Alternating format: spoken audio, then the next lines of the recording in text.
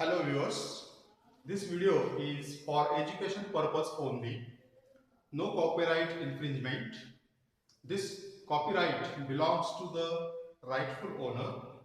The content in this video are taken from the reference book prescribed by SPPU Pune.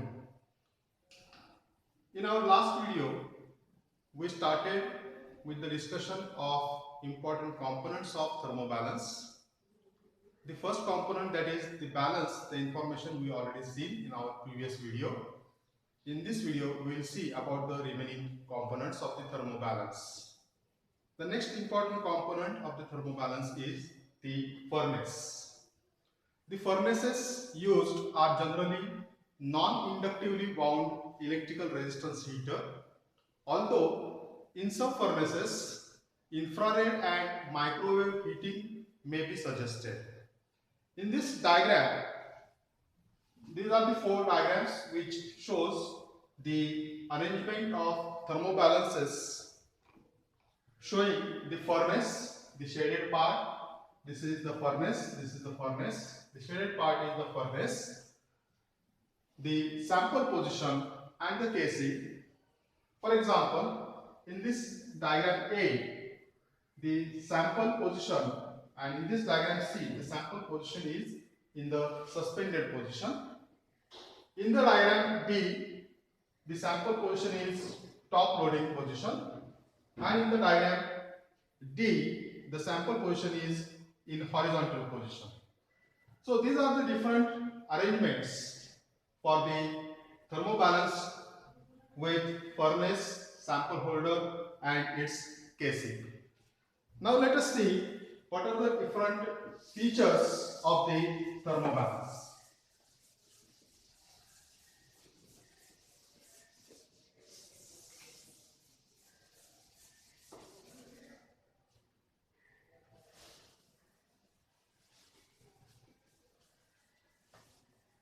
The thermobalance having the furnace should fulfill some characteristic property.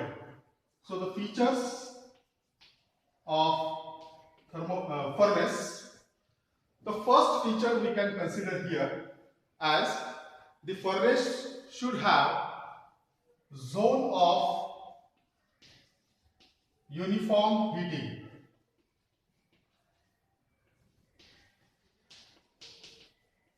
The sample which is kept in the furnace should be in the zone of uniform heating. The temperature should be constant throughout the area of sample holder, and this can be achieved by taking small samples and small sample holders. Again, this zone of uniform heating, it should be long enough. The second characteristic property or feature of the furnace is the heat which is evolved from the furnace, that should not affect the balance mechanism. So whatever the heat is evolving, that heat should not affect balance mechanism.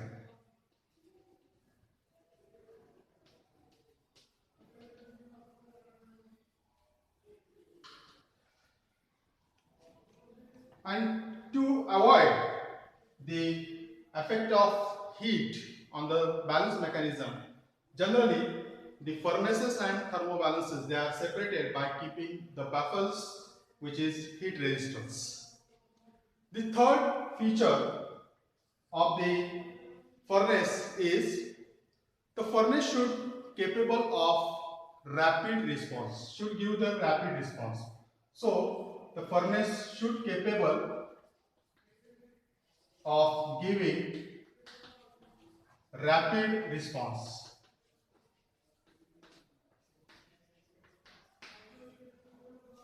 And the range of heating and cooling, that rate it should provide. The furnace should be capable of heating to the temperature well above the interested sample temperature. If suppose the decomposition of sample is taking place at 800 degrees Celsius, then the furnace should be able to provide a little bit higher temperature than 800 degrees Celsius. Say for example 1000 degrees Celsius, that much temperature should be provided by the furnace. So one more characteristic is there, that the furnace, there should be rapid cooling. The rapid cooling is also most useful when a quick turnaround time is needed, when many samples are to be run simultaneously. The fourth feature of the furnace is about the furnace lining.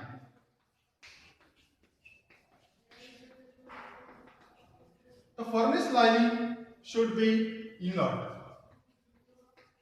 It should not react with the sample or the material of sample holder. The furnace lining should be inert at all temperatures used. A tube of ceramic such as alumina or mullite, or for lower temperature one can use silica glass tube also, may surround the sample or in some cases the furnace and sample. So these are the features of the furnace.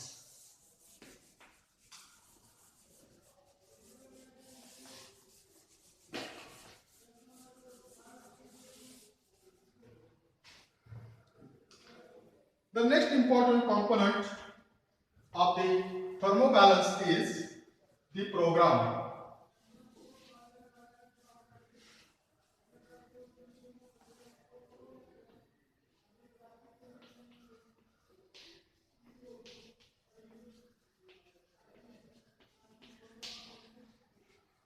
The furnace temperature is measured by a thermocouple, generally platinum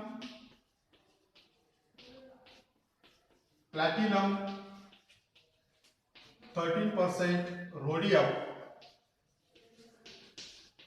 thermocouple is used, and this thermocouple is suitable to measure the temperature up to 1600 degrees Celsius. It is chemically fairly inert, but the main drawback is that it is having fairly low output. So low output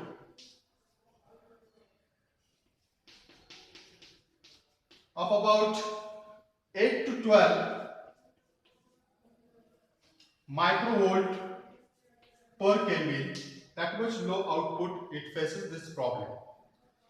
Another thermocouple one can use to measure the temperature of the furnace, that is chromel aluminum.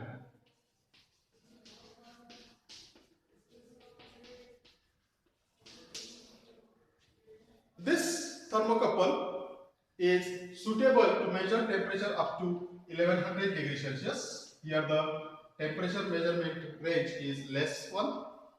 But one advantage of the chromel aluminum thermocouple is that it has the larger response.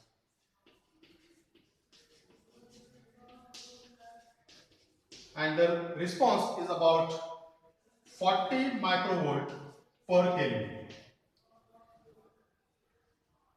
And one more disadvantage is that the chromel aluminum thermocouple, it gets easily oxidized.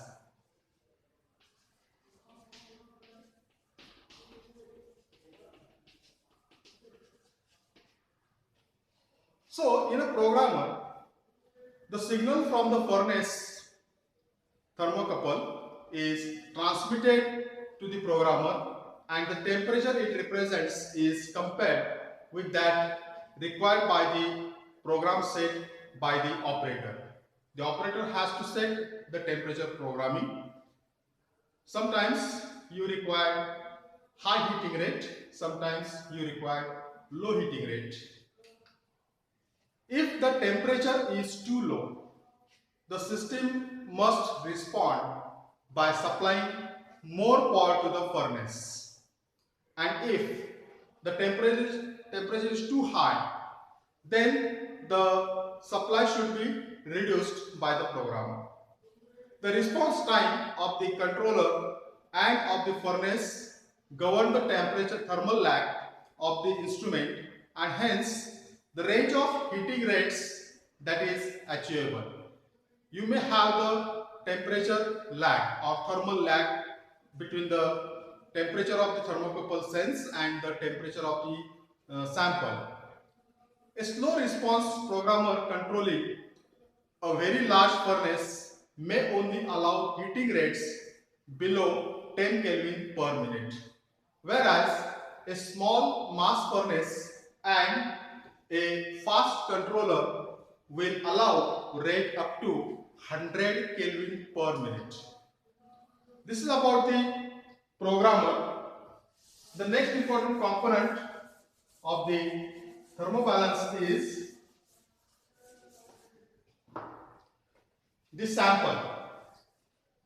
The material whose thermal analysis is to be studied is known as sample.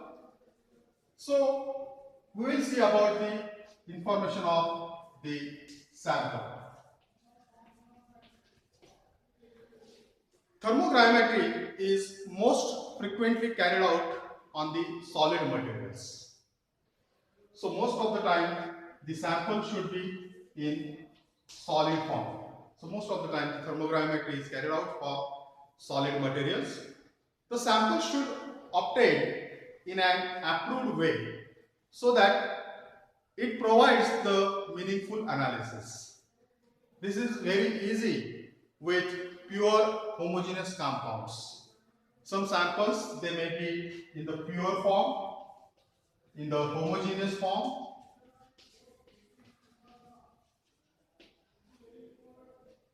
but it is very difficult with the large samples which may differ from one region to the another region. If you are going to use larger sample, then that sample may differ in its composition in property from one region to another region. For sampling, the procedures such as coning and quarterning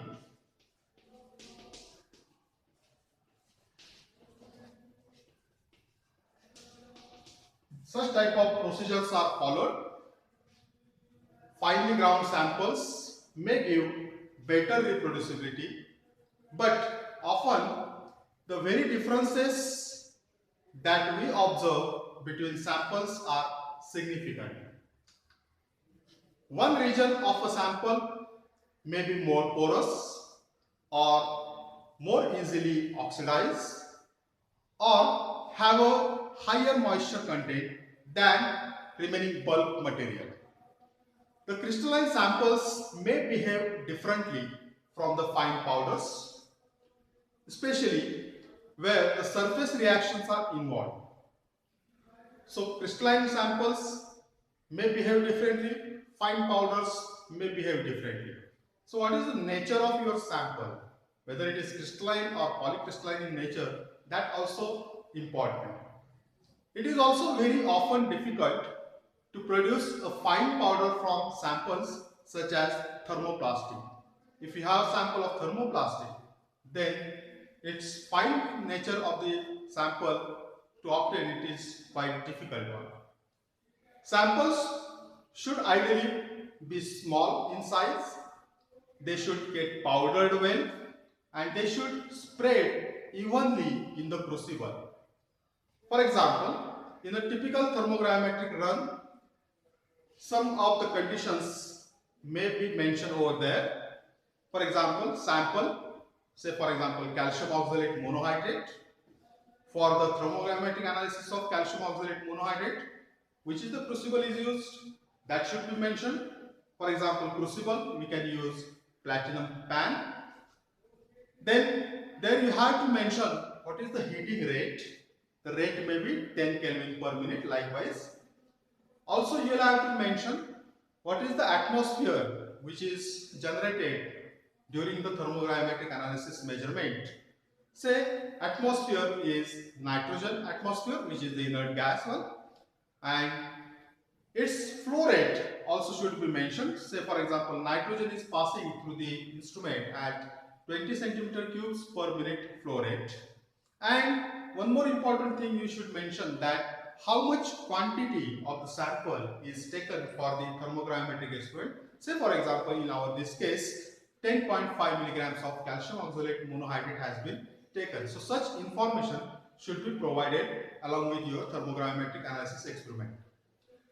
The next component one must consider is about the temperature calibration. So, how the temperature is to be calibrated?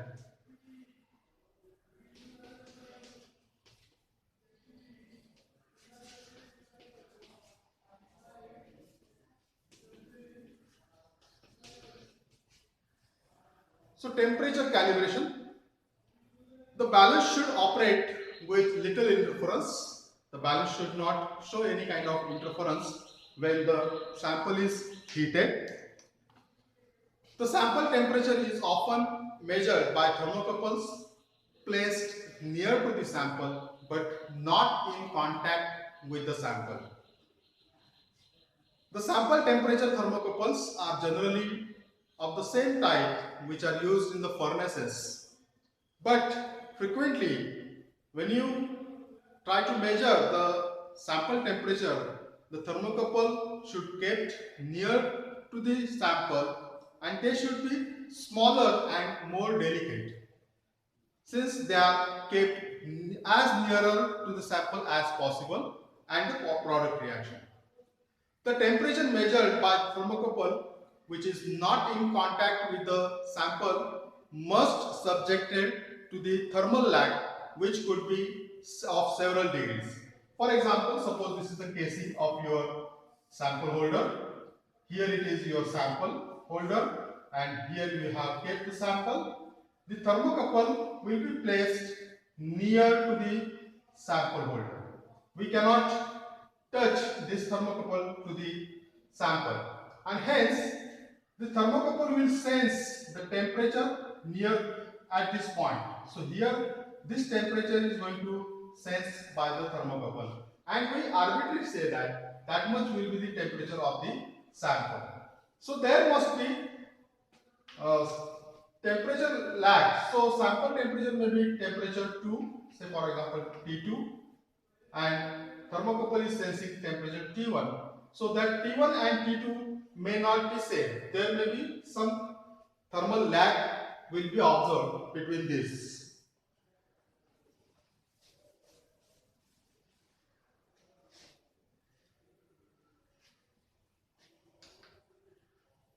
The temperature calibration is necessary therefore, unless the experiment is carried out isothermally on a very small sample, this lag will be vary with the temperature and with the reaction proceeding. If you are carrying out the isothermal experiment, then after certain time, the temperature sensed by the thermocouple and the temperature of the sample will be same. But if it is not isothermal experiment, then as you proceed the experiment, as the heating goes on increasing, the temperature lag may also increase. It is very important, therefore, to calibrate the thermobalance in conditions which reproduce those which will be used in actual experiment and to be able to reproduce the conditions on a variety of instruments. A survey was carried out by the International Confederation of Thermal Analysis and Calorimetry (ICTAC) of the most appropriate method of temperature calibration of thermobalances and conclude that a sharp, reproducible physical change would give the best result. The materials selected are metals and alloys which are ferromagnetic at low temperature. But the ferromagnetism is lost at well-defined Curie temperature point. For example, if you have to carry out the temperature calibration, this is the apparent mass loss.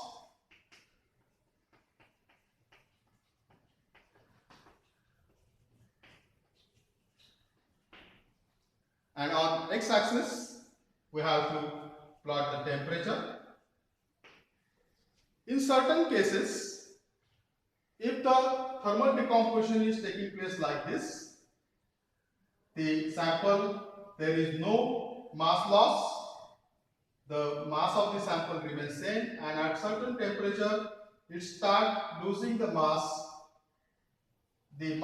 loses, and after certain temperature, again, there is no mass loss of the sample. Then, this straight line you will have to extrapolate. This straight line you will have to extrapolate, because at this region somewhere the decomposition of the product starts, and at this region the decomposition gets completion. It may be decomposition, it may be loss, or due to the water molecule. So you will have to draw this type of extrapolation. Then this straight portion, this is to be extrapolated. Then you get this as T1 and this one as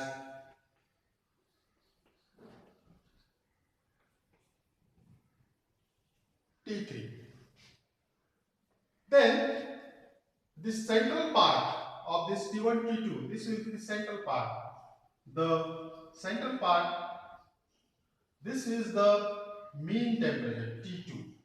So T2 is known as the mean temperature, where the decomposition of the apparent mass loss, mean temperature can be noted.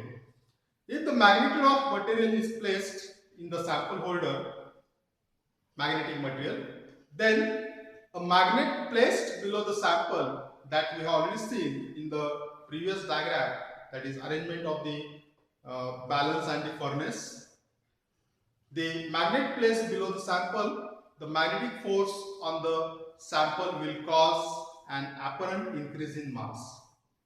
In a thermogravimetric run in nitrogen, the force will disappear fairly abruptly at the Curie point, and therefore we can get this T2 as a calibrated temperature. A mild temperature or the peak of the DTG curve is now used as a fixed point for calibration. One can carry out the DTG experiment, and in DTG corresponding to this weight loss, you will get either exothermic peak or endothermic peak. The peak temperature is corresponding to that of T2.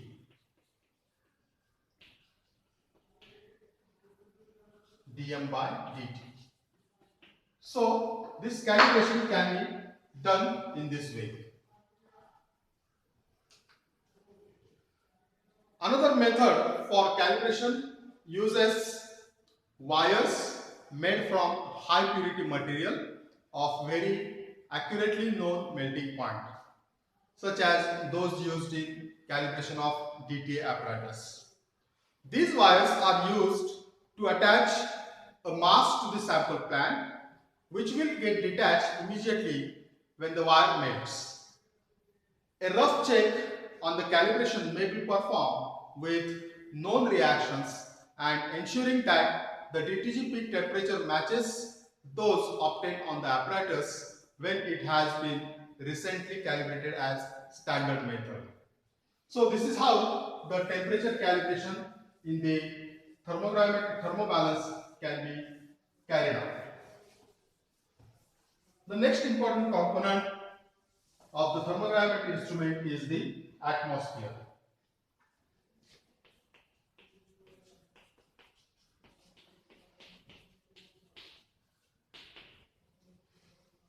A need of atmosphere is to surround the sample in an inert or reactive atmosphere and to control the evolution of gases from the sample. Generally means the gravimetry is conducted in a flowing gas stream. That flowing gas may be inert nitrogen or dynamic air likewise. So you have to flow some or you have to create some atmosphere around the sample. And to create that atmosphere, it is needed to allow some gases to flow through this furnace. So when the sample get decomposed, some gases, some vapors may get evolved. That has to be removed, and that can be removed by the flow of the gas or flow of the air. Too high a flow rate is not okay for this experiment, because if your flow rate is too high, then it will disturb the balance mechanism. And you cannot keep this flow rate too low, because if you keep the flow rate very low, then it will not able to remove the product gases, or it will not able to supply the reactant gases. Therefore, the flow rate of about 10 to 30 cm cube per minute is oftenly used in the thermogrammetric experiment. The flow of gas can also contribute to the transfer of heat and assist the transfer of products to any external gas analysis system. Say for example, if we are studying some solid A for its thermogrammetric experiment, and if it is getting decomposed into another solid, say for example solid B, by the loss of some gases. So due to this loss of gases, there will be decrease in the apparent mass loss in the thermogrammetric curve. For example, you can have calcium carbonate, which is in the solid form, and if we heat this one, it is going to decompose into calcium oxide by the loss of CO2 gas. So, when we conduct this experiment in a flowing inert atmosphere such as nitrogen, the flowing nitrogen will remove this CO2, which is the product of decomposition of calcium carbonate. So this CO2 will get swept away as the reaction proceeds. Or when you supply, instead of nitrogen, the carbon dioxide atmosphere is there. Then, because of the carbon dioxide atmosphere, the concentration of this CO2 is increased, and therefore the equilibrium of this reaction shifts towards the left hand side. If we consider the simple thermodynamic approach to the reaction, then the equilibrium constant for this reaction is given by the equation Kp is equal to pressure of CO2 at equilibrium. Since the reaction is endothermic, the Kp increases as the temperature increases, according to the Van 't Hoff equation. So, the Van 't Hoff equation ln Kp is equal to minus delta H phi divided by Rp plus some constant. So this is the Van 't Hoff equation. So the equilibrium pressure of CO2 becomes greater. At a low partial pressure of CO2, the decomposition will take place at lower temperature than when the partial pressure is high. So the partial pressure of CO2 plays important role in deciding the decomposition temperature of calcium carbonate. At low partial pressure of CO2, the decomposition will be at lower temperature. At high partial pressure of CO2, the decomposition of CO2, CaCO3 will take place at higher temperature. If the sample is confined, then the atmosphere around it is made by the sample itself. And in that case, it is said as self-generated atmosphere. This will cause similar effect to an externally imposed high pressure of the product gases. If we want to explain, or if we want the best contact between sample and the surrounding gases, then we must spread the sample thinly or use a porous or gauze container, taking care that the sample holder is inert to all the samples and gases. So here you can use the shallow pan crucibles as a sample holder. Okay, so this shallow pan sample holder will allow the escaping of the gas becomes more easy. So these are the different components of the thermobalance. About the remaining part of this chapter, we will see in our next video. Thank you very much.